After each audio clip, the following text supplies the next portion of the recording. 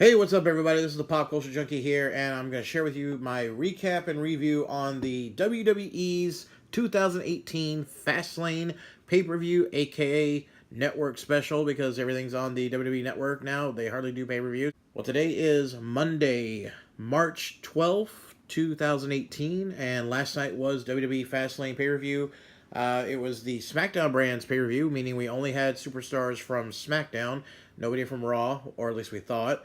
It was an interesting pay-per-view, but honestly, it was a very predictable pay-per-view. Everyone kind of had an idea about exactly what was going to happen, what was going to take place, and a lot of folks already had very strong predictions on who were going to be the winners and losers of the night. So I'm just going to recap the pay-per-view real quick and share with you my thoughts on it. Did I enjoy it, first of all? No. I overall did not enjoy this pay-per-view. The main event was good.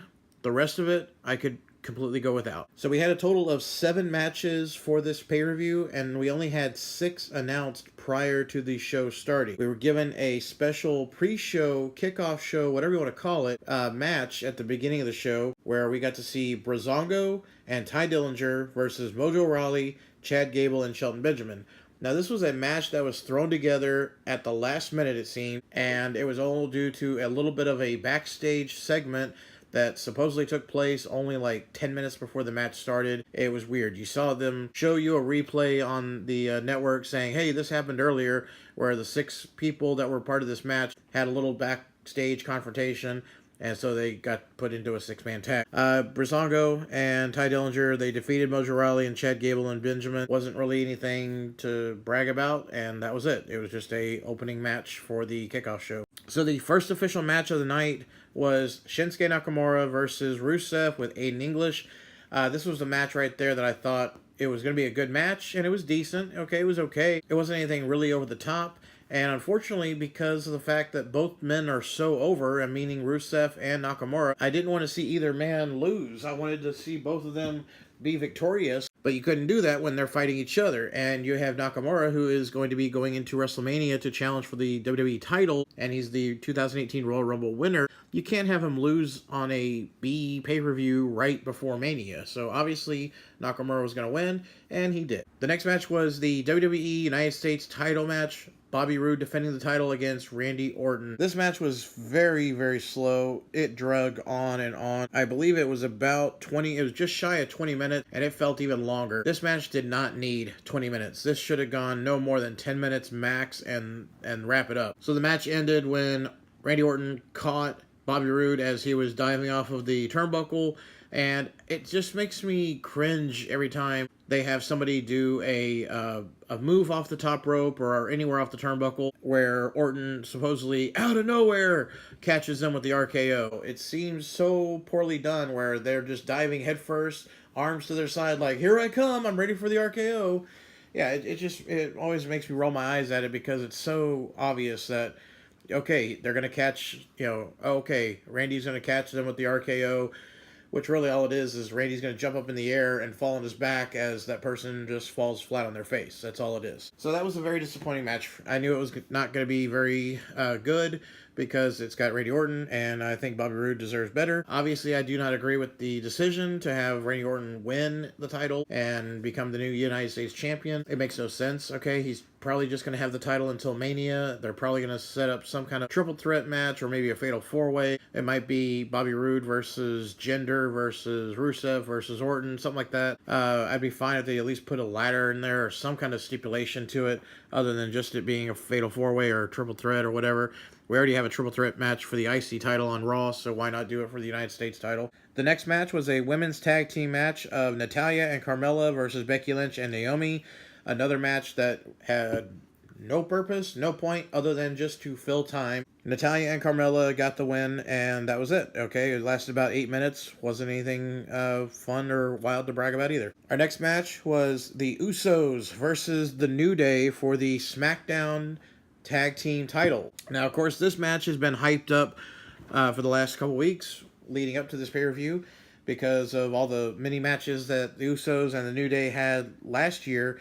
It was being hyped up as, okay, they're going to do even better this time. It's going to be the greatest match, etc. The match only went about 9 minutes before the Bludgeon Brothers of Harper and Rowan came down and attacked everybody. They pretty much almost tried to kill one of the Usos, where they had them laying up against the side of the steel steps, and they were going to use their giant mallets or sledgehammer and actually crush their heads in between it. Yeah, I don't know how they're going to get away with using these weapons and expect you not to think, they're about to kill somebody here. Anyways, but it's obviously leading up to a mixed tag triple threat match, something like that. It's obvious we're getting a lot of these multiple competitor matches at Mania this year.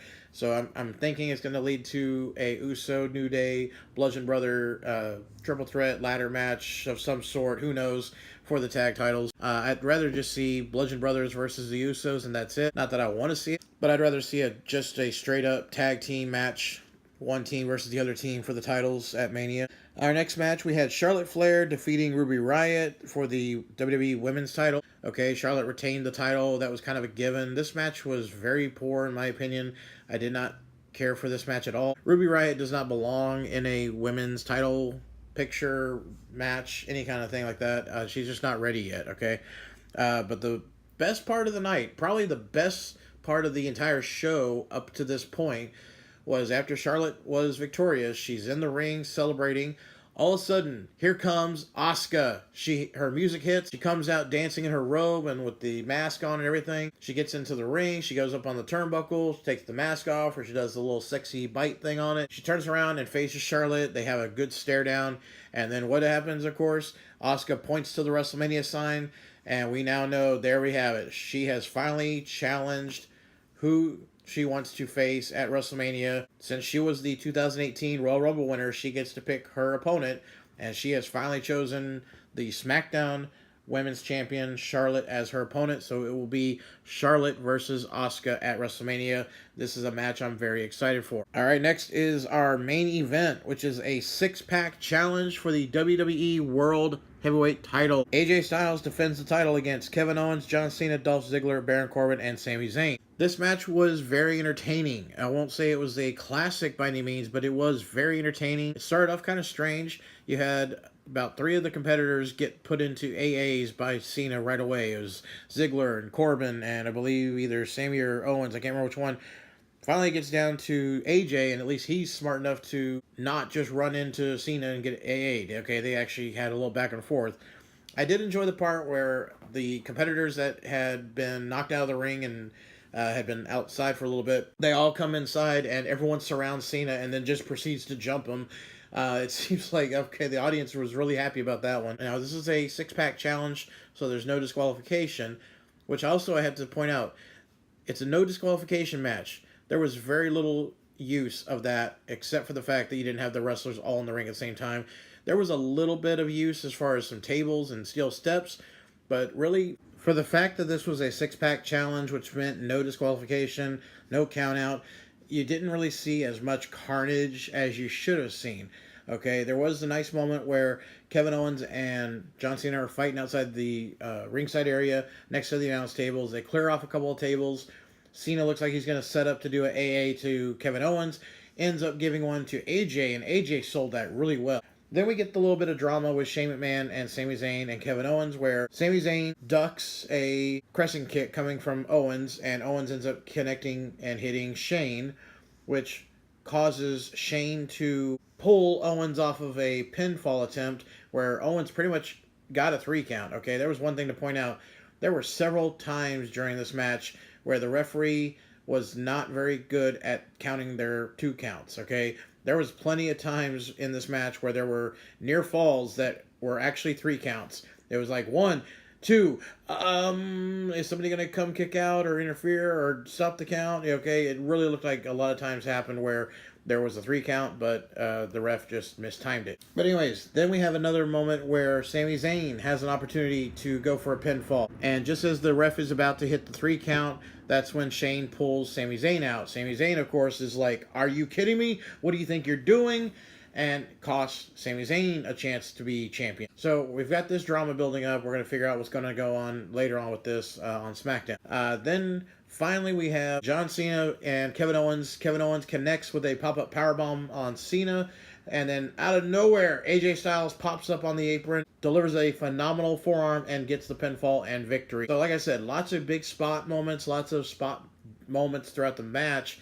But other than that, that's what it was. You just saw a lot of really cool moments with everyone delivering different finishers at times. So one of my favorite moments in the match was AJ Styles is setting up Kevin Owens to do a superplex off the top rope. Owens manages to push him off, but then Dolph Ziggler delivers the DDT to Cena, and out of nowhere, bam! Owens jumps off with a frog splash.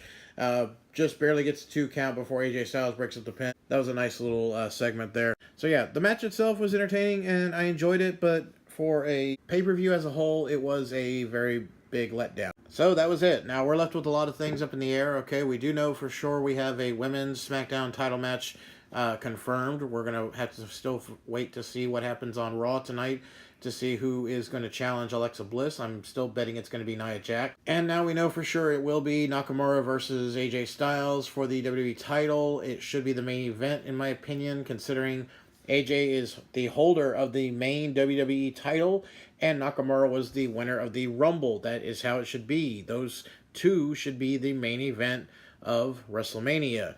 Chances are we're still going to get Brock and Roman, which is a huge mistake. Maybe they still go with Undertaker and Cena if Undertaker does show up. He didn't show up at Fastlane. There was a big rumor he might, but he didn't. Now we have to wonder what's going on with Shane McMahon, Sami Zayn, and Kevin Owens.